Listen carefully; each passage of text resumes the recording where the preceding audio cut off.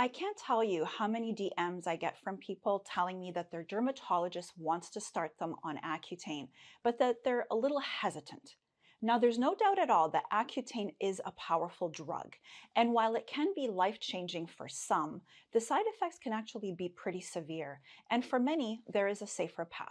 So today we're going to discuss what Accutane really is, how it works, who the right candidates are. We're going to talk about the most common side effects, and I'll also go into relapse rates, the requirements needed to get it from the pharmacy, like the iPledge program, and we'll also discuss more natural and effective options for those who are on the fence about taking prescription medications, especially Accutane. So I'm going to break it all down, so stick around until the end. This could save not only your skin, but your peace of mind. Now, if you're new to my channel, welcome. I'm Dr. Marianne. I'm a holistic pharmacist, and I share simple, science-backed ways to heal from the inside out, focusing on your gut health, hormones, supplements, and clean living so that you can enjoy vibrant health, glowing skin, and long-term longevity. For those who don't know, Accutane is actually the brand name for Isotretinoin, which is basically a form of oral vitamin A. However, the Accutane brand is now no longer available in the US. The pharmaceutical company Roche discontinued it back in 2009 because they were having declining sales because their patent had expired. And so there were other generic companies that were selling Isotretinoin under their generic brand. And so they pulled Accutane off the market because of also ongoing lawsuits that were claiming that Accutane caused inflammatory bowel disease like Crohn's disease and ulcerative colitis, and that it also caused severe psychiatric side effects like depression and suicidal thoughts. In the US, it's now available under generic brands like Clarivis, Amnestine, and some others.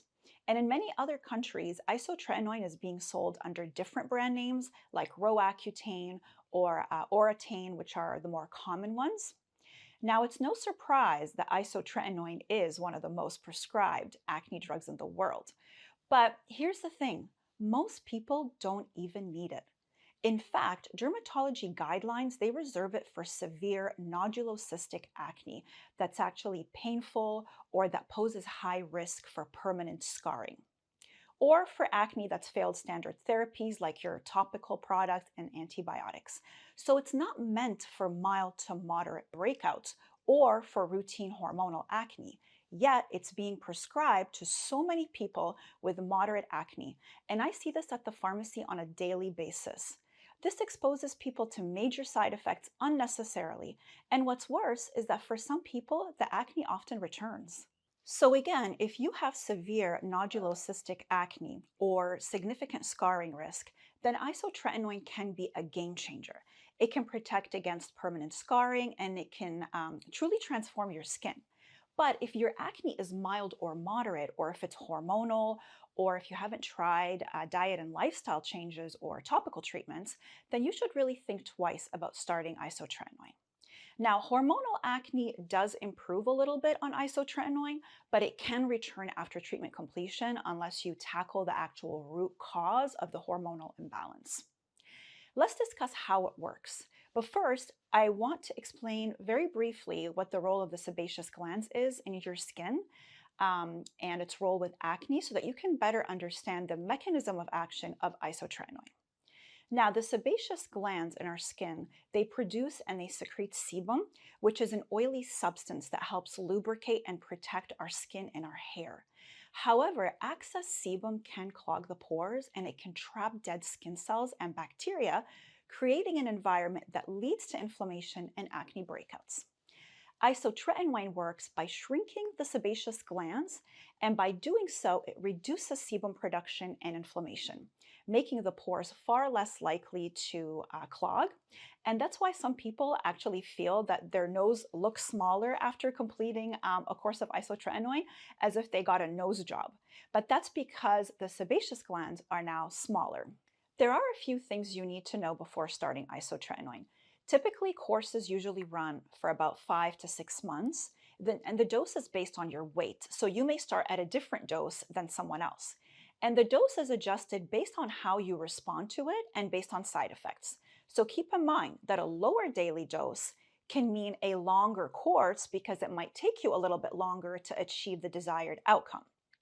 And to maximize absorption, it needs to be taken with a meal that contains fat. So think salmon, avocado, mixed nuts. Now, this doesn't mean deep fried food, which can actually increase inflammation and it can actually make the acne worse, but we're talking about healthy fats, okay? If it's taken on an empty stomach, it's not going to work very well.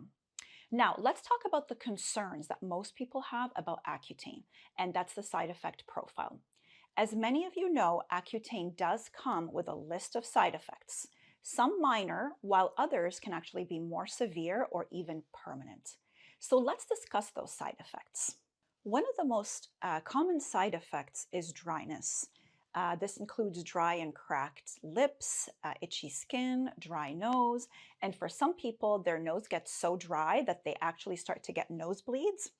And those with eczema may actually end up with flare-ups of their eczema.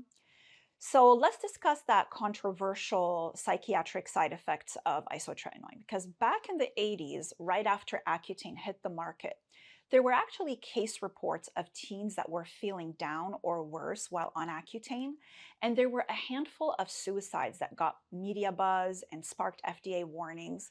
But in these cases, it turned out that the acne itself was the real culprit, messing with people's self-esteem and their mood before the drug even launched. What started as a few personal stories, it eventually turned into a major controversy around Accutane and suicide risk.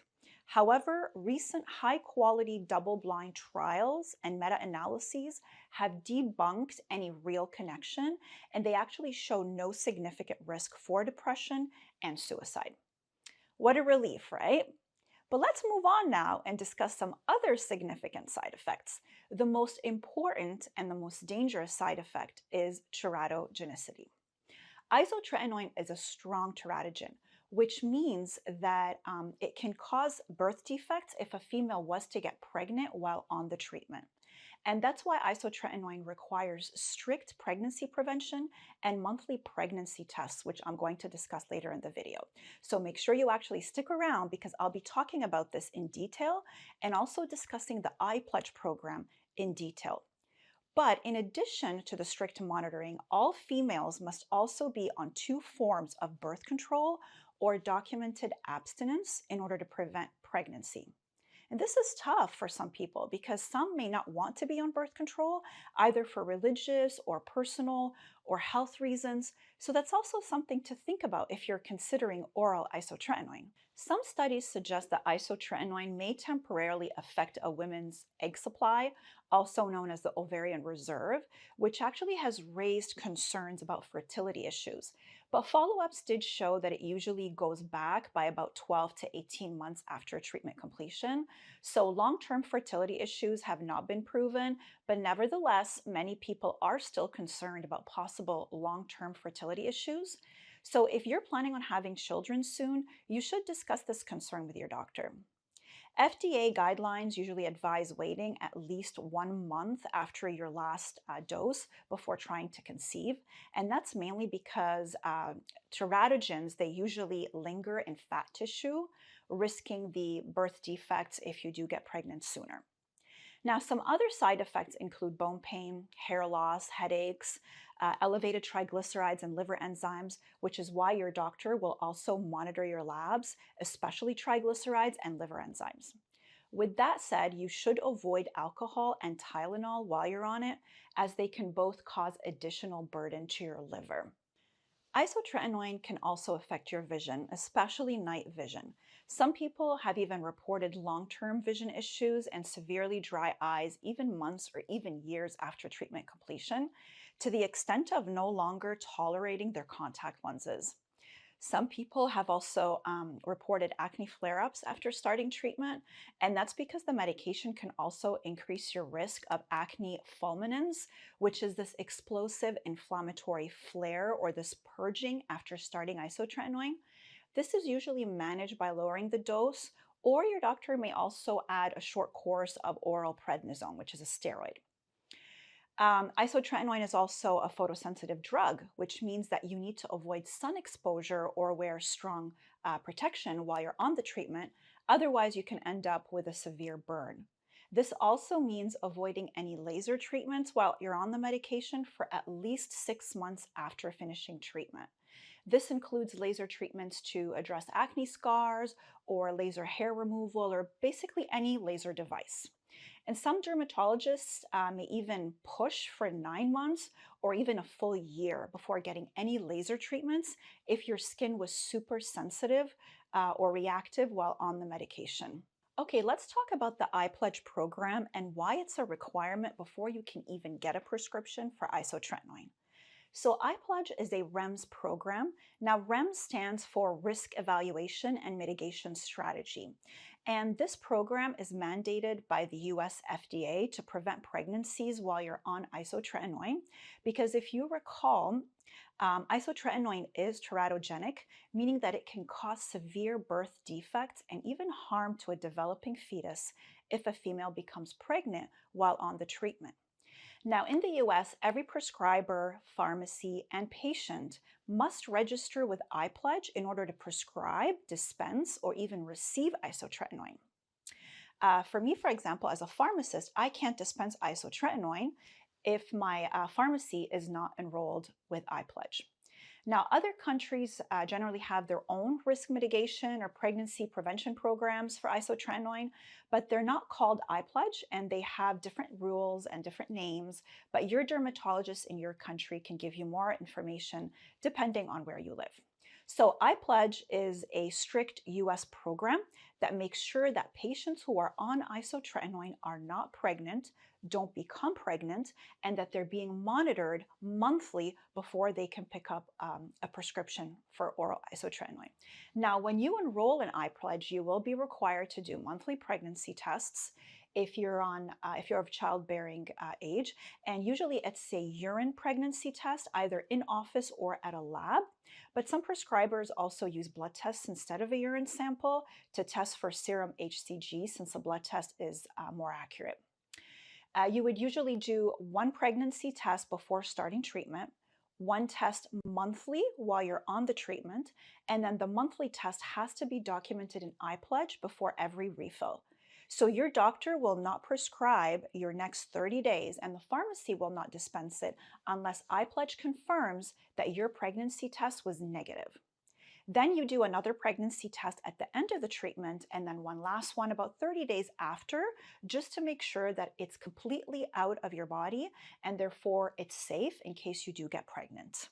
You will also need to get other blood work to test liver enzymes like AST and ALT, and this is to check your liver function since isotretinoin is metabolized in the liver, so your doctor needs to make sure that your liver is functioning properly.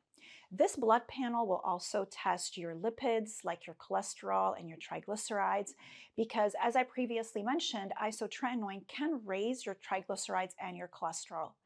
Some providers will also check white blood cells and red blood cells, though it's not always required unless concerns do arise. This blood work is usually done at baseline, so before you start, and then at 1 to 2 months into the treatment to monitor. And sometimes again, midway if the dose is actually high or if abnormalities are detected. So it's not done monthly like the pregnancy test. And if your labs are stable, many providers will stop frequent labs and they'll only repeat them if needed.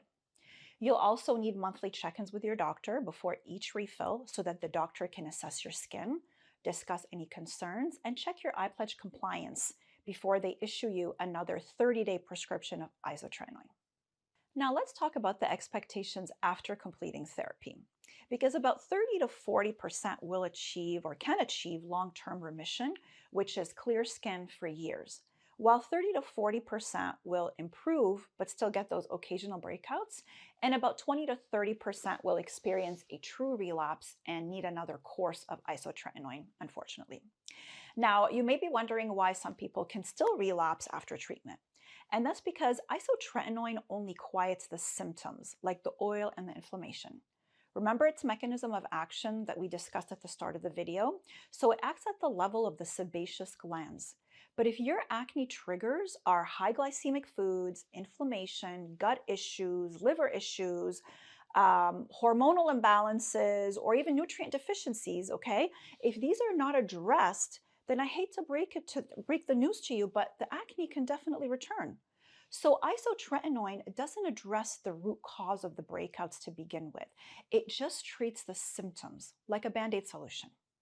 Now, based on information from major studies like global reviews in the British Journal of Dermatology, around 70 to 80% of persistent or adult acne is actually due to an internal imbalance, like hormone imbalances, insulin resistance, and inflammation, among other things. So, if your acne is not severe, nodulocystic acne, or it's mostly hormonal, then personally think, that you should really consider the risks versus the benefits of taking oral isotretinoin. You should ask yourself if it's really worth the risks, the time, and the effort that's required for that strict monitoring, the requirements, or even the possibility of relapse.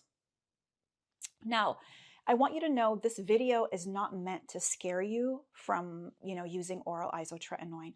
My goal here is simply to inform and empower you so that you can make the best decisions for your skin and for your health. Accutane can be life-changing for some people, but like any medication, it comes with risks and side effects and things that you should know before making that choice. I want you to feel confident, educated, and fully aware of both the benefits and the risks. And I know many of you would prefer to avoid medications altogether and focus on healing naturally from the inside out. That's actually how I cleared my own skin. And it's how I actually help others achieve long-term, lasting results without medications or harsh treatments. Now, if that sounds like the path that you'd like to explore, then I'd love for you to check out my program, Clear Skin Blueprint. Inside, I guide you step by step through the exact holistic strategies that help reduce inflammation, balance hormones, and heal your gut so that you can finally achieve clear, radiant skin from the inside out. You can find more information about the program in the description below. Now, whether you choose the medication route or you want to try a natural healing path, my mission is still the same, and that's to help you make the most informed, empowered decision for your own unique journey. And if you have any questions or you've had experiences with isotretinoin, I'd love to hear from you in the comments below. Sharing your story could also help someone else who's also navigating the same decision. And as always, thank you so much, guys, for watching. If you found this helpful, please give it a like and share it with others. It really helps people discover my channel and it supports my mission. And don't forget to hit the bell so that you don't miss out on future tips to help you feel and look your best. I'll see you in the next one. Take care of yourself, and as always, keep healing to thrive.